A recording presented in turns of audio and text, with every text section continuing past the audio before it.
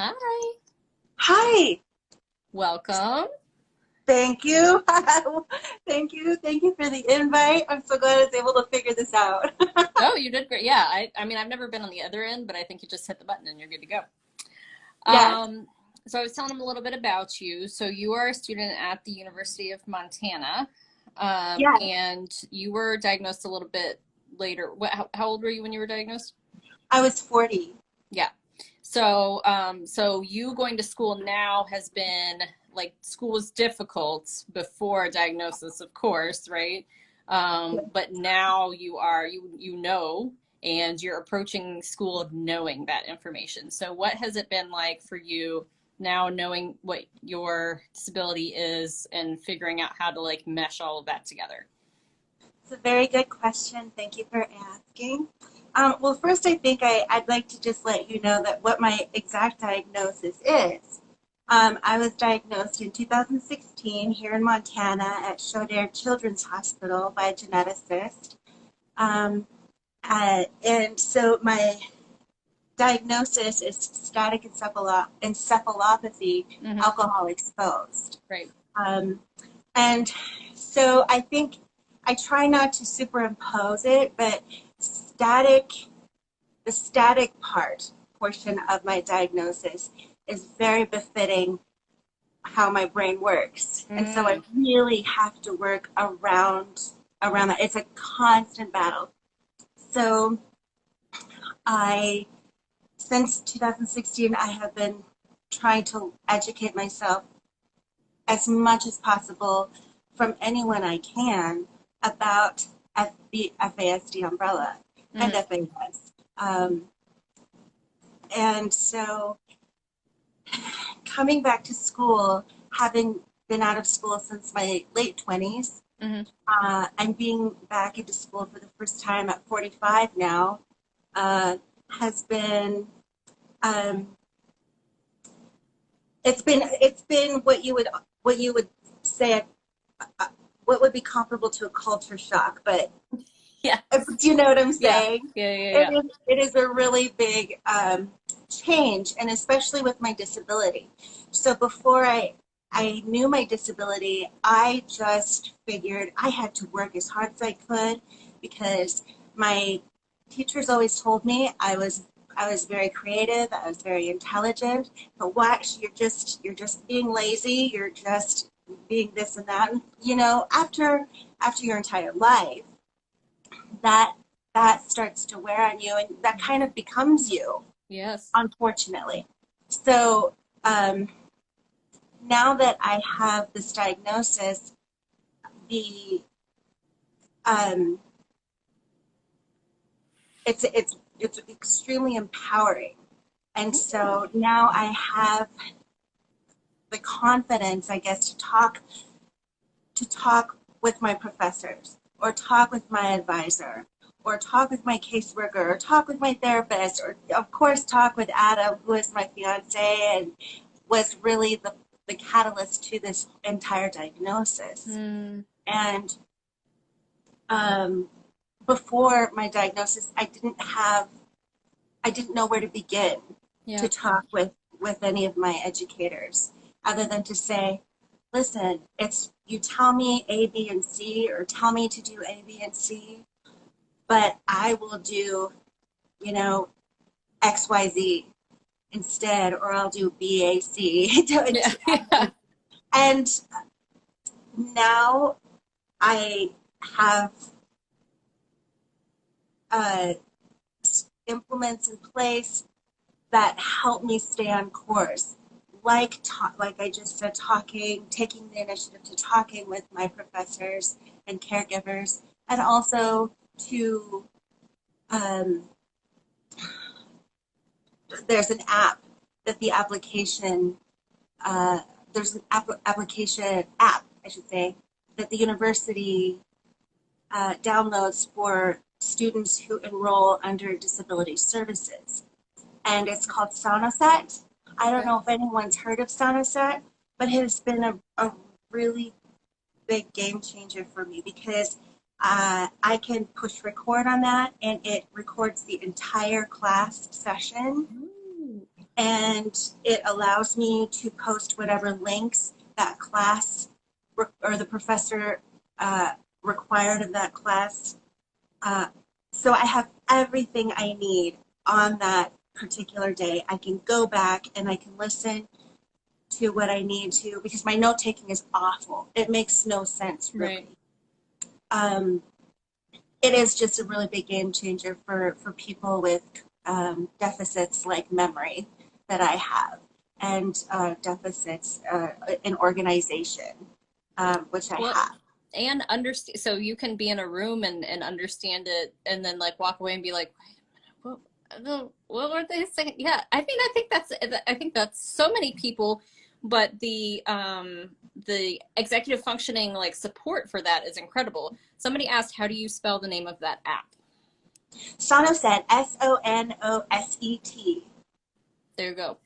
I was watching a show, and the show was about an individual on the autism spectrum, but they had note takers. It was like an anonymous person in your class that would take notes for you. Yes. Which I like. Again, this is not anything. The episode was around the fact that he needed more accommodations in order to do well in school, but he kind of didn't want them because he would be different, right?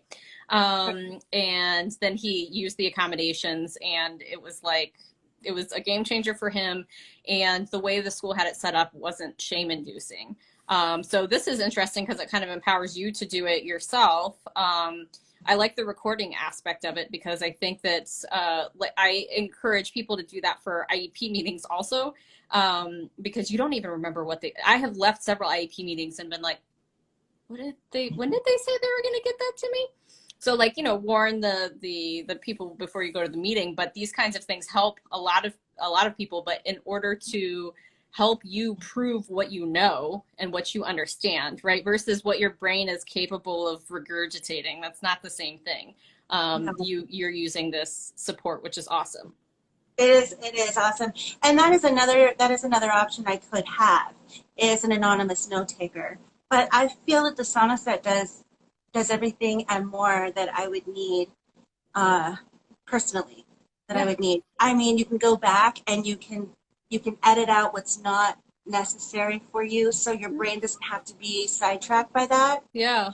Um, you can organize it by color. I mean, it's an amazing app. It Yes. I'm truly is an amazing obviously going app. to look that up after this. That's really cool. Yeah, yeah.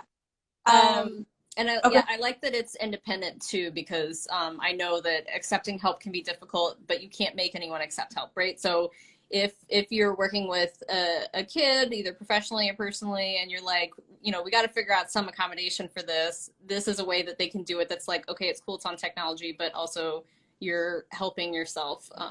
Well, I have not asked this yet, but what are your educational goals? Why are you going back to school? So my educational goals are self-inspired because of my diagnosis. I mean, like I said, it has empowered me in ways I never would have imagined, could have imagined.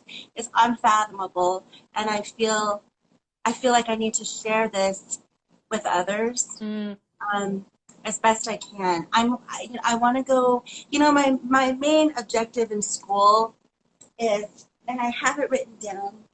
Uh,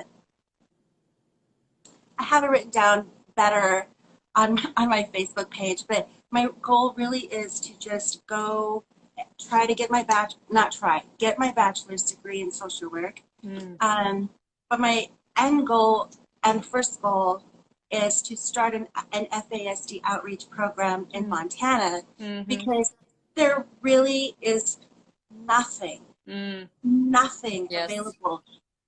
Uh, Healthcare workers know very little to nothing about it. Yes. Um, and that includes therapists, that includes med prescribers, that includes uh, educators too. Yeah. And I think that is just a huge necessity that Montana needs. Montana needs educators, FASD educators. Communities need FASD educators. Proof Alliance, I believe not too long ago, didn't they get legislation to pass a bill that that requires all foster, Yep. all kids that are entering the foster care system Yep. to be screened Screened. for FAS or FASD. Yep. Because if not, often these kids are seen as behavioral problems Right. and not symptoms of. And if they Yes. don't know that that symptom is FASD or FAS, these kids are going to get medicated improperly. Way over medicated. I can attest to that. Yeah. Right, and they're not going to get the right therapies they would need. Yeah. It would just further enhance their trauma and further enhance their disability. Yes. Yes. Yeah. We are totally on the same page. I want to wrap up by reiterating something you said that I thought was really powerful. You said that having a diagnosis for your disability has empowered you to speak to people, and I think that that's really something that we as parents. I've had a lot of parents contact me and say, "Should I get my child diagnosed?" My answer is always yes, and this is a great example of why, because you now can go to your teacher and not say, so like I forget a lot, and so like could I have, you're saying I have a disability, I need accommodations. These are some ways that I think may be helpful. What do you think? Like it's a professional, empowering conversation versus you kind of going and like, so I really like that has given you language, which is what we talked to my last Duo Live about, given you language to self-advocate. And I'm hoping Good. that is true for more kids. Good. Yes. I mean, that's the main goal here, right? Is to have healthy kids, healthy minds, uh, makes a better, healthier future, really.